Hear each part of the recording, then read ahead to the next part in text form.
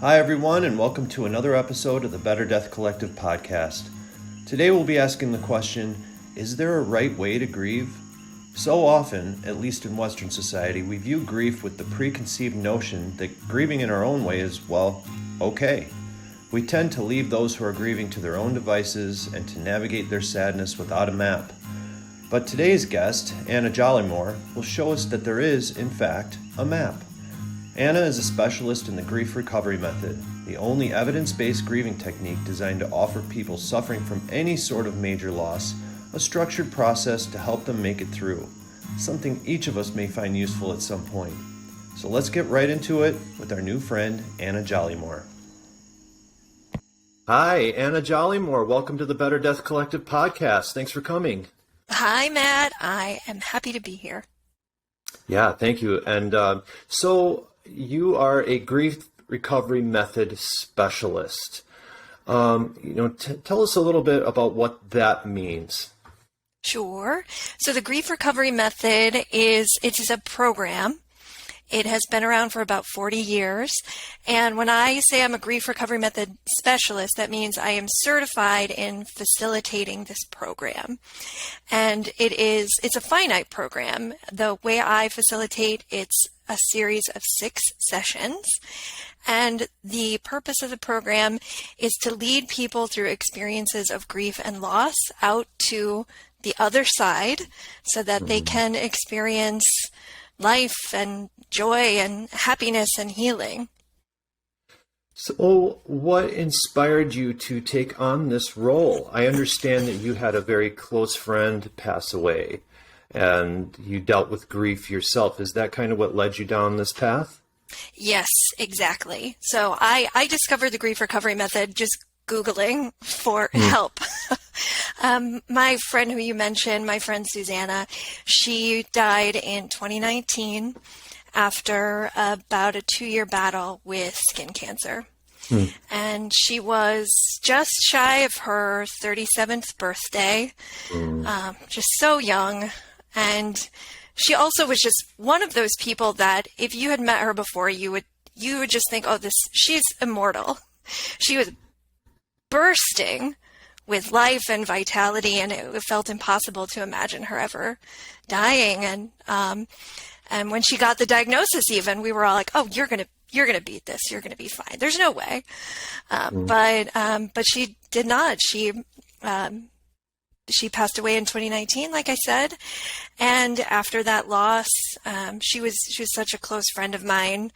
Really family of choice, almost like a sister, and I was struggling, and I'm a huge proponent of therapy. I was in therapy. I'm still in therapy. I encourage everyone to be in therapy, but I needed something more. I wanted something more tangible and specific. I wanted homework.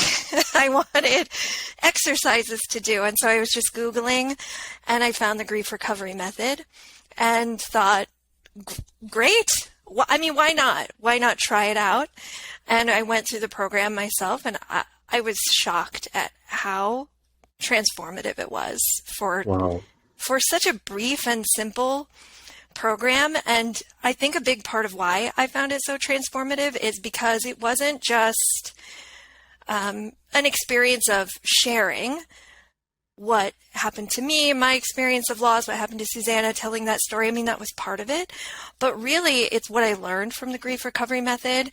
I learned the tools and the skills that it takes to really confront and process my loss directly rather than pushing it down and compartmentalizing and ignoring it. It gave me the tools finally to just work through it step by step. And, these are tools that ideally we would all have been taught our whole lives. But, as you know, in this business, we live in a very grief-phobic and death-phobic society. We're not taught how to do this stuff. And it was so simple. Once I learned how to do it, it was this huge light bulb that went off. And I was like, oh, everyone needs to know this. And so I became an evangelist to the program. I went back to the Grief Recovery Institute and went through the certification myself, went back again and went through advanced certification to learn all I could. And so I've been doing this since 2020, and it's just the most fulfilling job in the world. I can imagine so. I imagine it's very rewarding to see the transition of your clients, going through the process. And you can probably recognize the milestones they're achieving, having worked the program yourself. I would imagine that, it's probably not a necessity to have worked the program yourself to be a specialist, but it probably doesn't hurt. Funny you should mention that. It actually is. It is required. It is required. One of the tenets of the grief recovery method is I will never ask you to do something I haven't done myself. Okay. Yeah. And I think that's fair, right? Absolutely. It's like, a driving instructor, It's like I've read books on driving, but I've never actually done it myself. Yeah. So, well, yeah. there's such a huge difference between knowing something and doing something, being something. Those are two very different things. So you have to put it into practice. Yes, absolutely. Yes. And practice it over time. And so I came to the grief recovery method wanting to focus on the death of my best friend, Susanna. But part of the program is making a graph and really looking at all of your experiences of loss across your whole lifetime. And loss in its true sense, not just loss as a result of a physical death of a person or a beloved pet. There are over 40 different kinds of loss we can experience. Any significant change leads to feelings of grief. Graduating college can have mixed feelings of both joy and grief. Getting married, having kids, and not to mention all of the things on the other side.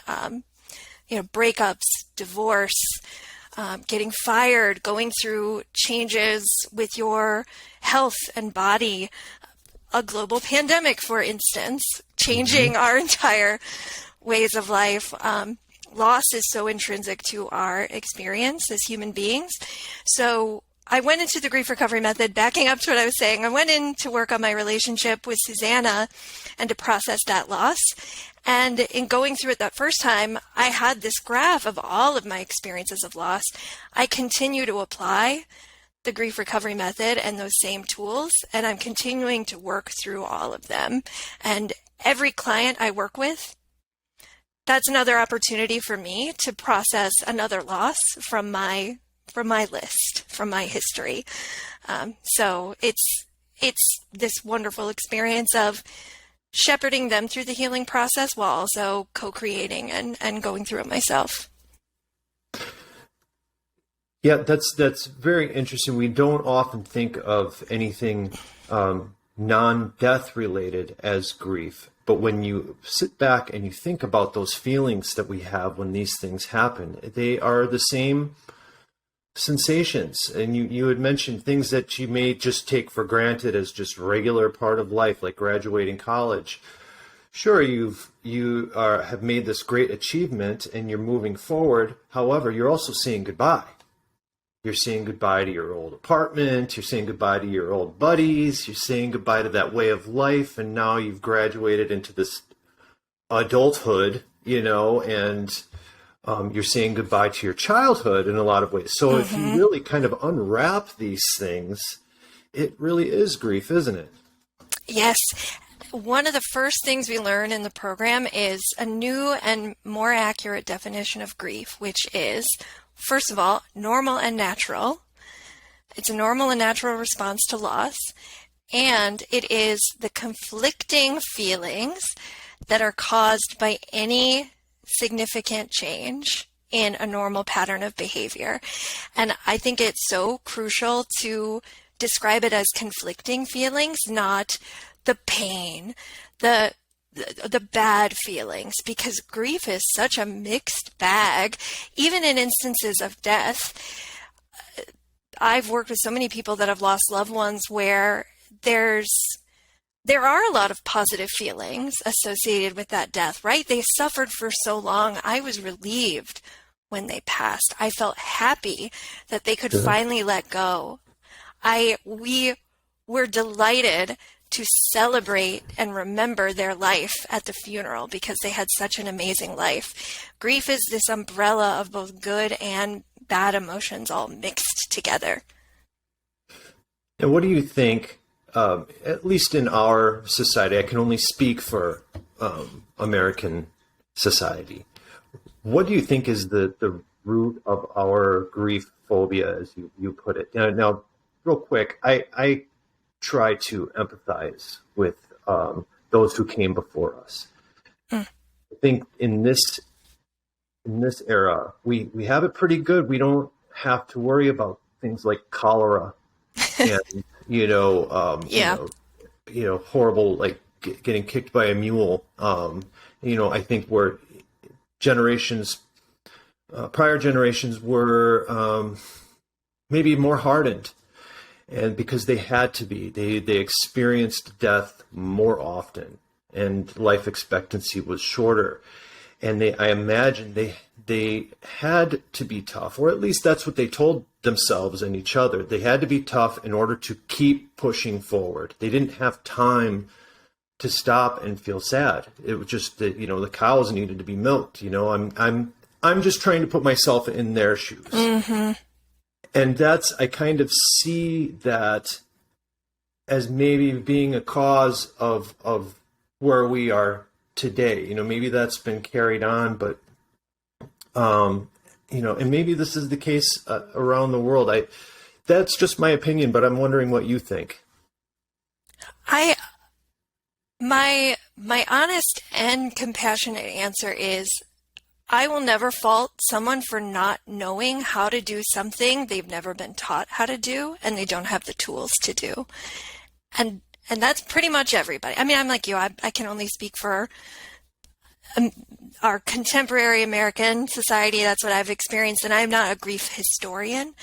But I think part of you wants to be able to cope and to heal and process, but if no one's ever taught you how to do it, of course the best answer then is to just figure out how to go around it or push it under a rug or compartmentalize it and push it down and just not think about it, and to say things like, I don't have time for this, I don't have this, I can't make space for this, because it would be starting from square one. I have no idea how. And so it's too dangerous for me to open this door because I don't know what's in there. I don't know how to deal with it. I don't know who I'm going to be on the other side of it. And I don't have time for that. Yeah. I think there's a larger conversation here too, just about how there's a phobia just around any kind of negative feelings. That's shifting now because I think the pandemic has just cracked us all open a little bit emotionally. I think people are more willing to speak more honestly about the negative spectrum of emotion and talk about trauma and suffering and anger and sadness. But, culturally, we get indoctrinated with a lot of programming that negative emotions, especially things like sadness, are not okay. By the time we're 15 years old, we've heard over 20,000 messages that are reinforcing that feeling sad is not okay. Mm-hmm. And if you think about the fact that 75% of our belief system is formed by the time we're like 3 or 4 years old. And do you have kids? I do. 6 and 3. Okay, so if your 3-year-old, that the top of the ice cream cone falls off onto the ground and they start crying, what's your first instinct to say to them? Well, first of all, it's going to be okay is the first thing that comes out of my mouth. It's okay. It's okay. We'll get it cleaned up. It's going to be okay. Yeah. Well, that's great. A lot of times it's don't cry. Yeah, right? That's another one. Yeah. Yeah. I try to avoid that. I try to be mindful of how I speak to my kids, just for that very reason, but I think that you're probably right that is a very common response. Yeah. It's don't cry. It's fine. We'll get you another one. So Kids not thinking like that. They're thinking, I get no ice cream now. I just blew it. I can't believe that just happened. Yeah. Yeah. It becomes instinct for us too. When we see people in pain, we want to make the pain stop.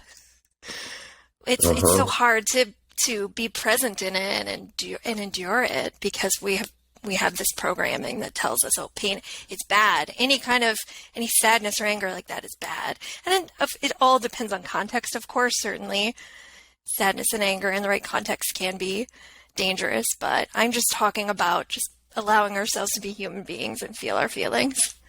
Yeah. Yeah. Now, from how I understand the grief recovery method, it is intended to be supplemental to regular therapy. Mm-hmm. Now, I can understand why that is, why you want to make the clear distinction between the grief recovery method and traditional therapy type setting. Now, do you ever run into issues where maybe a therapist is kind of contradicting you and, where the two might kind of clash and butt heads a little bit? Or do they work well together typically? I have not. I've been practicing since 2020, so I have 2 years of data for you. I've not encountered that yet. I've only encountered it being very harmonious, and honestly, most of the people in my class, in my certification class, 2/3 of them were therapists or social work. They were either a therapist, social workers, or hospice workers. A lot of them were hospice workers as well. Oh, that makes sense, yeah. And our instructor she was a clinical psychologist. And so I've only seen the grief recovery method be very copacetic with therapy. It's very yes and, not either or, right? Sure.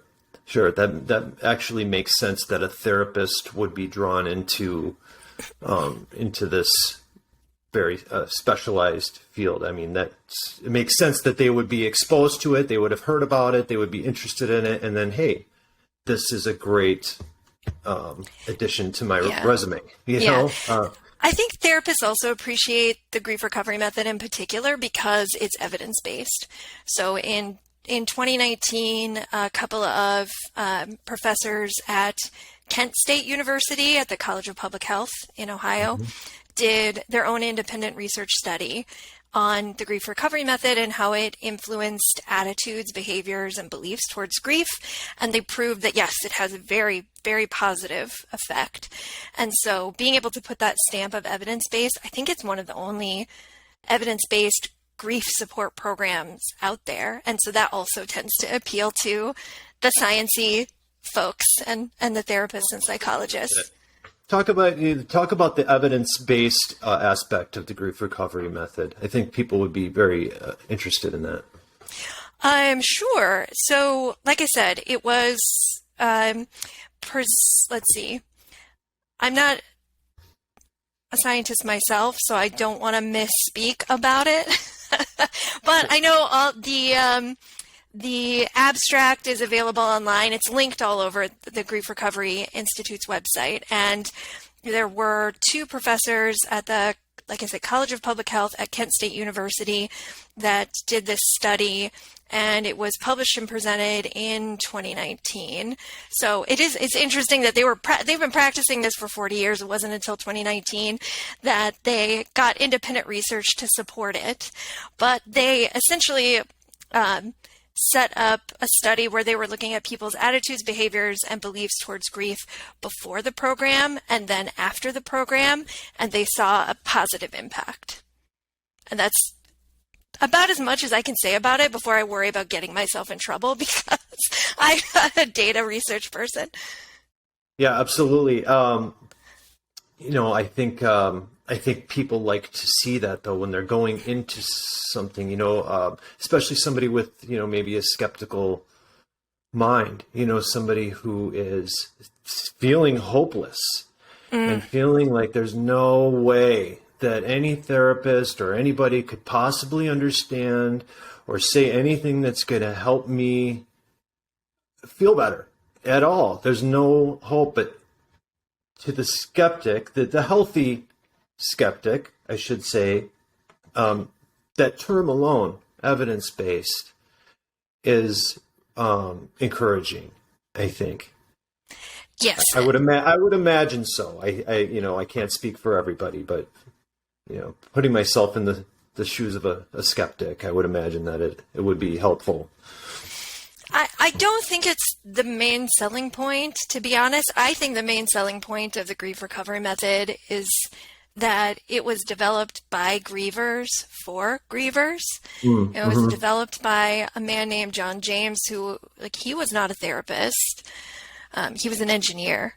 And after his infant son died, he kind of organically made this process for himself. He began sharing it with other people. He got a lot of feedback that they found it valuable too. And thus the Grief Recovery Institute was born. And now there's over 5,000 grief recovery method specialists worldwide that facilitate this. What do you think the effects of not working through grief, not talking about it, and not just completely ignoring it? What type of effects can you see from that? All sorts.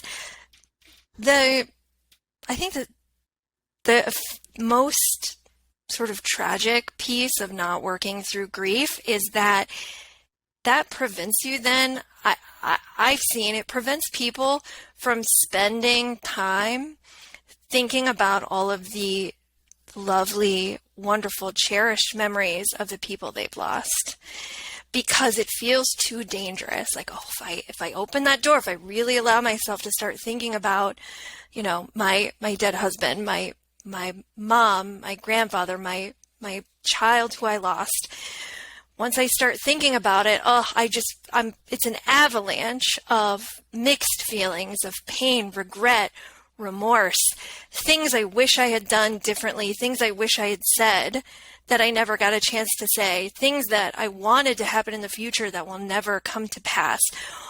It feels too dangerous to go dwell in the positive memories because you're worried about stepping over this landmine of regrets and remorse that you would have to sort of hopscotch over to get to those positive memories. And I don't want anyone to not be able to access and just be present with the memories of their lost loved ones because they are afraid of any of the pain that might come with it.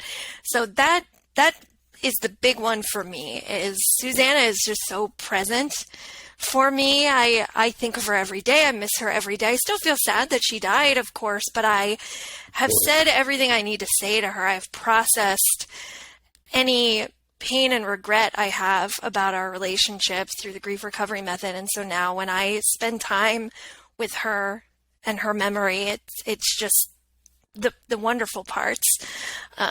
So that's a big part of it. Also, there's lots of consequences to compartmentalization and not processing emotions. I mean, it takes so much energy to hold up that mask of pretending to be okay when you're really not. One of the concepts we talk about a lot in the program is Academy Award recovery. A picture of someone holding their Oscar. Oh, thank you. Thank you. I did such a good job moving on from this tragic loss. I know I'm really thriving.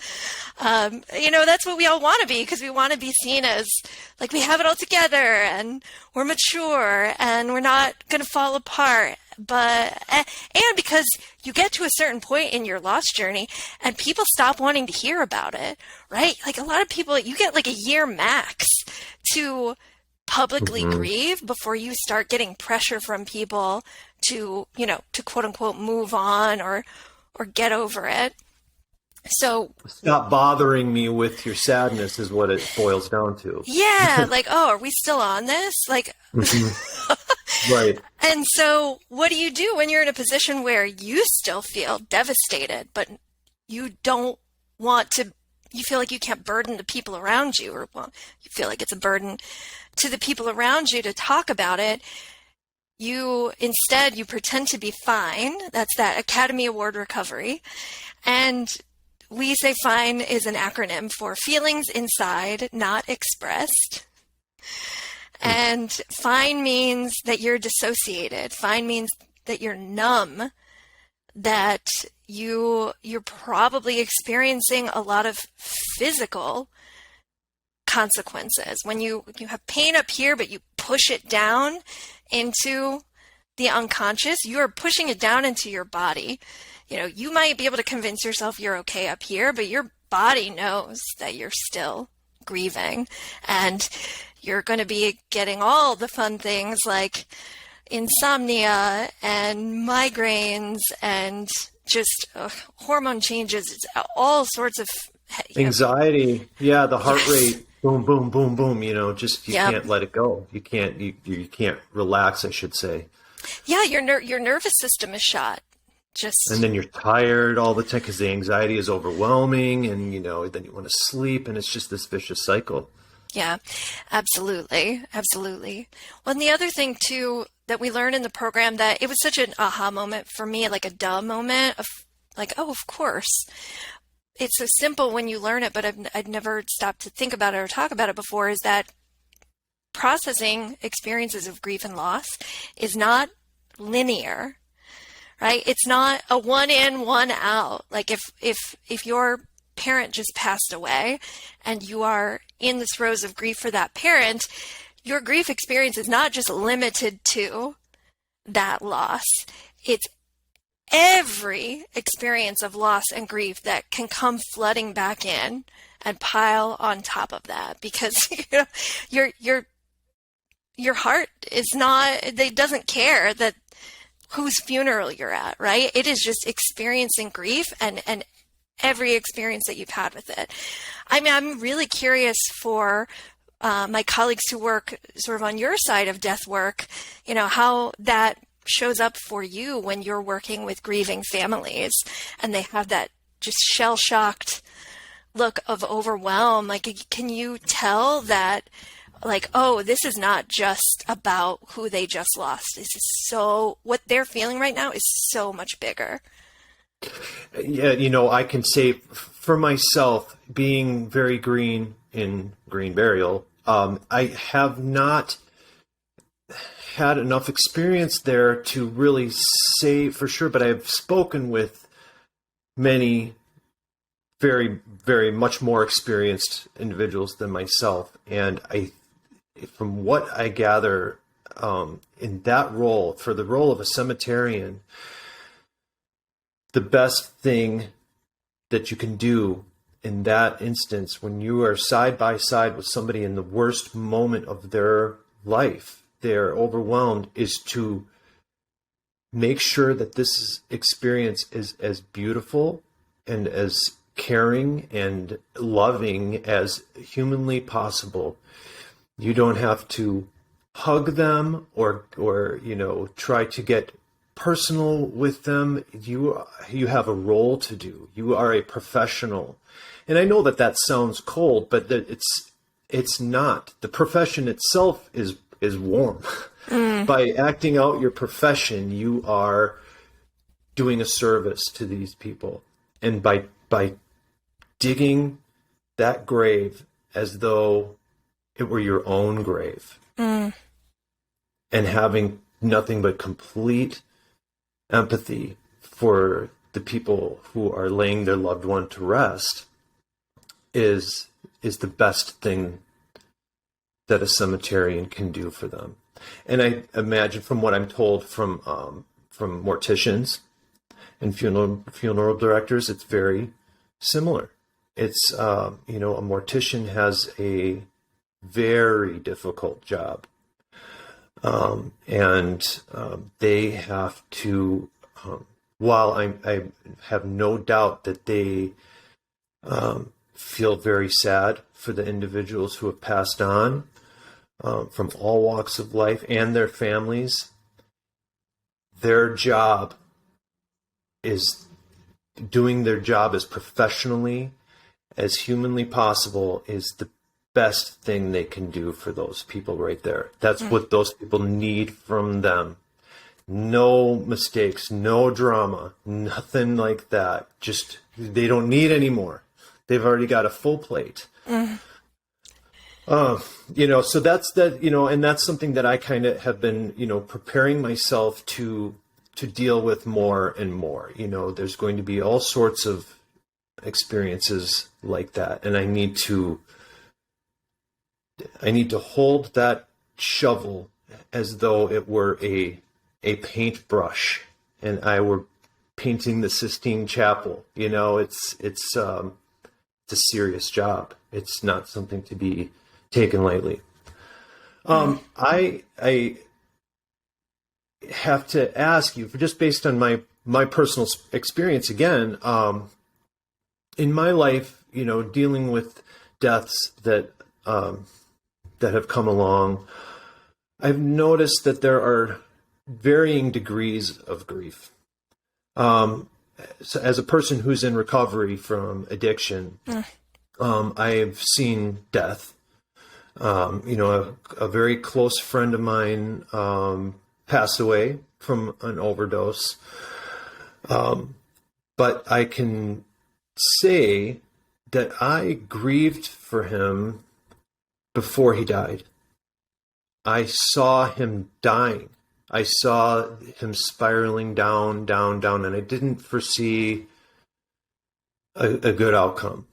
And so I had kind of given up hope, and I had kind of I had, in fact, let go and said my goodbyes to myself, to him, and just prepared for it. So when that day came, I was ready, and it wasn't a huge shock. It was sad, but it wasn't a shock. On the other hand, I had another close friend of mine die in an accident. He fell on a hike, and he died. Oh, I'm so sorry. That was a different thing.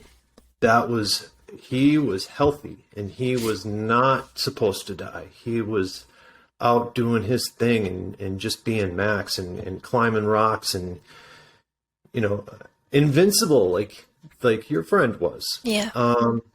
And so when we got the news, it was an absolute shock. And, my good buddy was gone. And I didn't know how to process that. I didn't know what to do. And I grieved for him for years. And I probably have still never completed that process. I've never really worked the steps, as they say. So, maybe speak on that a little bit. If, like you had mentioned, somebody dying where it's a relief is different than somebody where it's very sudden. And how do you approach each situation? Yeah, so there are two things that you mentioned, and thank you for sharing both of those experiences with me and with your listeners. There are two things that you mentioned that I want to hone in on. So one, with your friend Max, who died in a climbing accident, you said, I'm still not sure if I've completed that grief. And with your friend who died due to, it sounds like, complications due to addiction, you mentioned, I felt like I said everything I needed to say. I saw it coming, and so I prepared myself by saying goodbye, saying what I needed to say, and so I felt ready in that moment. And you're honing in on two kind of important pieces of the program. So the whole ethos of the grief recovery method is grief comes from undelivered communications of an emotional nature that still need to be expressed to that person and are so far unsaid, and so that relationship feels incomplete. So it's really like what you're saying with Max, like I just feel like I haven't completed that. So that tells me there are things that you still need to say to Max. There are maybe apologies, maybe forgivenesses, maybe acknowledgments of things he taught you or special moments in your life that you shared together that are still stuck inside you, unprocessed, that need to come out. And it might have felt easier with your friend to accept their death because you had already started to identify those undelivered communications and to process through them. And so you, like you said, you had already even said goodbye before he was dead. So that piece felt more complete. Regardless of if it's sudden or expected, or sometimes the person is technically still alive, or if it might just be ambiguous grief. Like, I work with a lot of people who've lost loved ones to dementia and Alzheimer's, where they're technically still alive, but the mom I knew, the dad I knew, he's gone, and he's been gone for a while, and I have so much grief. Even though I'm still here, I'm still present, and I'm grateful for this time I have left. I'm caring for them, but that parent that I knew is gone. So there can be a lot of those scenarios, but the process is actually still the same. It is going through this process of actually graphing out all of the significant moments, the highs and lows of your relationship with that person, and then zooming in and asking, what feels incomplete here? What still needs to be said? And it's part of why I love the program, because I like structure. It was clear that this was made by an engineer, right? I like that there are charts and graphs and homework. And so I liked with Susanna, plotting out our whole relationship and telling the story of all of our highs and lows, going through and saying, yeah, what do I still want to say to her about this? Oh God, I do want to apologize for this. I wish this part had been different. I wish this had been better. I forgive her for this. I want to tell her how much this meant to me. Writing out all of those pieces as part of the structure of the program, it all comes together at the very end in the form of a letter. You take all of those different statements. So once you've graphed out your relationship with that person, you've figured out what still needs to be said. You've taken a moment to write out those statements. They all come together in a letter that you read out loud to me or whomever your facilitator is. I mean, I'd love to work with you. But if you want to find someone local to you, that's cool too. But you read it out loud to me, and you really imagine in that moment that, you are reading that letter to Max. And the alchemy or the magic of it is how well it works, because Max is not there. Of course, he's never going to hear this with his physical ears, but just the act of you processing through it by speaking it out loud to another person who is fully present and listening creates the same healing. Does that make sense? Beautiful. That absolutely makes sense.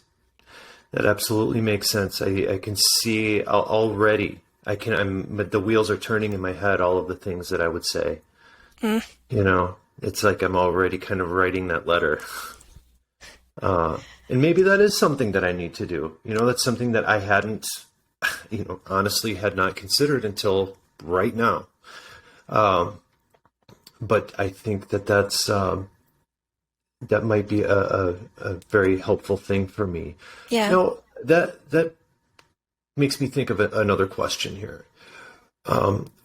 What about somebody, say I'm not personally grieving myself? Like, I have a family member who lost her husband a few years ago, and I can tell that she is still deeply sad.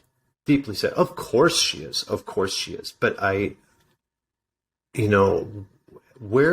should a family member draw the line as far as, making suggestions or offering assistance, or, and where is it our responsibility to say something as a family member or a loved one of any kind? What is our role? I think your role, first and foremost, is to be present and to listen, and to try your very best not to intellectualize. And what I mean by that is we have a tendency when when people start expressing grief, we have a tendency to intellectualize by trying to say things like, well, time heals all wounds. Just give it more time. Or they're in a better place now, or at least they're not suffering. Or, you can find someone to replace them, or, stay busy, get a hobby. We're great at making these intellectual statements about how someone should process loss. We're not so good at just pausing and saying, tell me about them. What's your favorite memory of them? What do you miss most about them? When you think about this person that you lost, how do you feel? What's going on down here?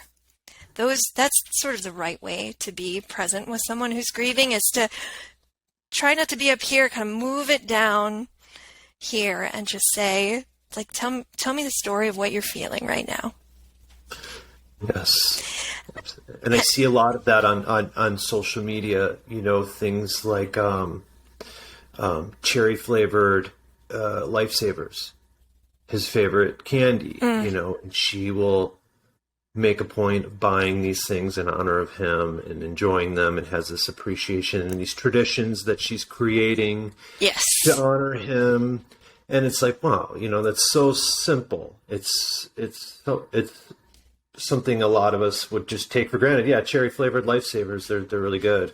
I like them too. But it's that's not what it is anymore. It's right. Something much deeper. They could taste like, I can't even think garlic, and Fireball whiskey. That's always the first thing that comes to mind. So at Susanna's funeral, that was her favorite drink, was Fireball whiskey.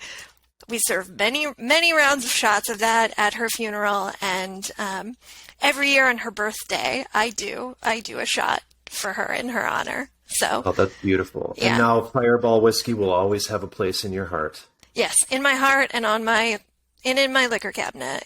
There will always be a bottle of Fireball in there. Yeah.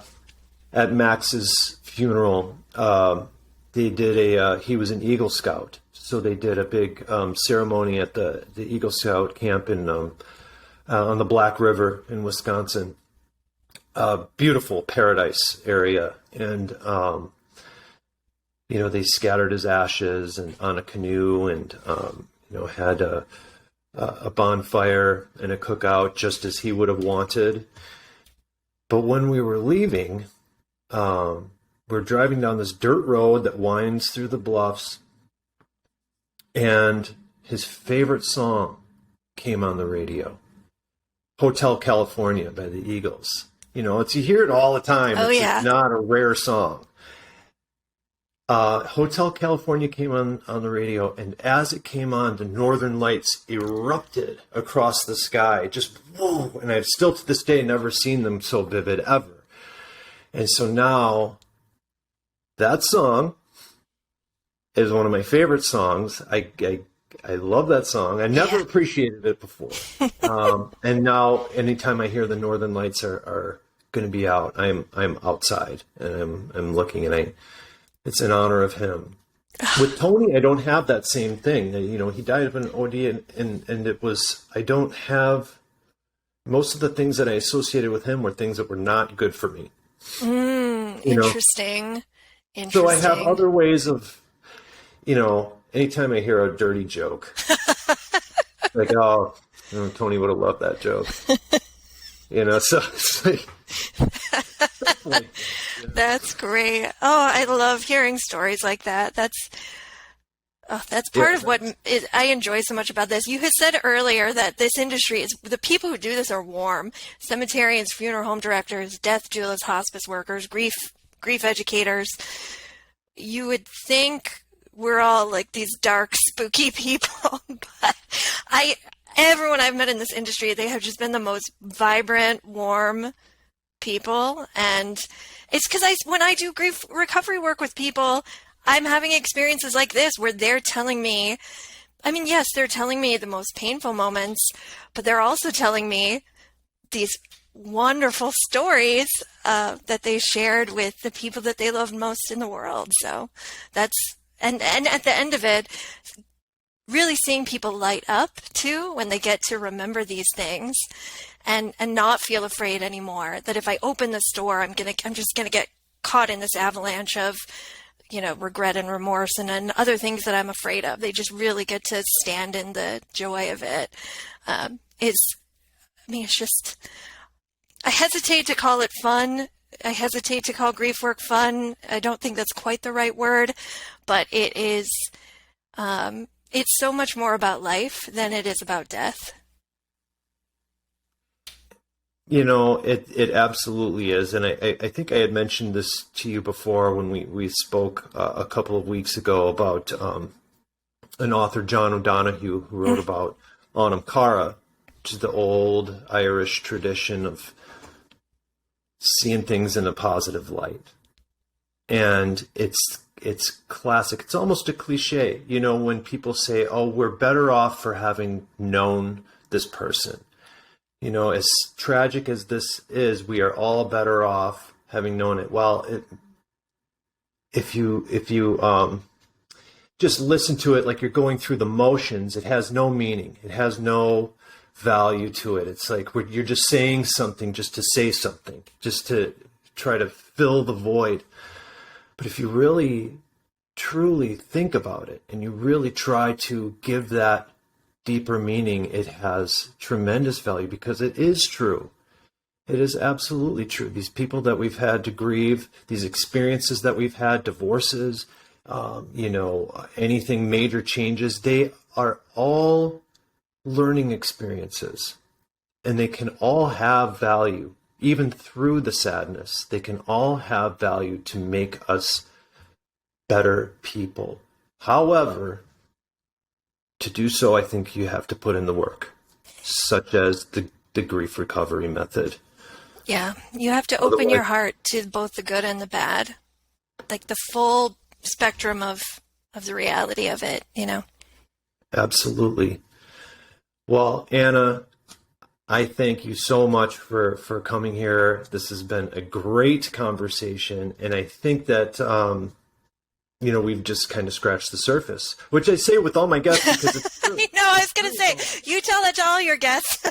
I do that because it's so true. It's like, I wish we had a 2-hour podcast, but that's the good thing about the internet is that you're not limited to just one podcast. So if you continue on with your work, which I'm sure you will, you're going to be gaining a lot more experience and valuable lessons that you can help us with and you can teach us. So I hope that you're going to be willing to come back someday soon and continue this conversation. Yes, I would love to. There's so much more to talk about and to learn from one another. So I definitely want to stay part of the Better Death Collective community. Absolutely. And is there anything you'd like to tell our listeners before we move on? Any links you'd like to share or recommended reading? Anything like that? Sure. So I'm sorry, I'm getting a little bit of an echo. Do you hear that too? I don't, okay, but cool. I can turn it off. No. It should be okay. Okay, great.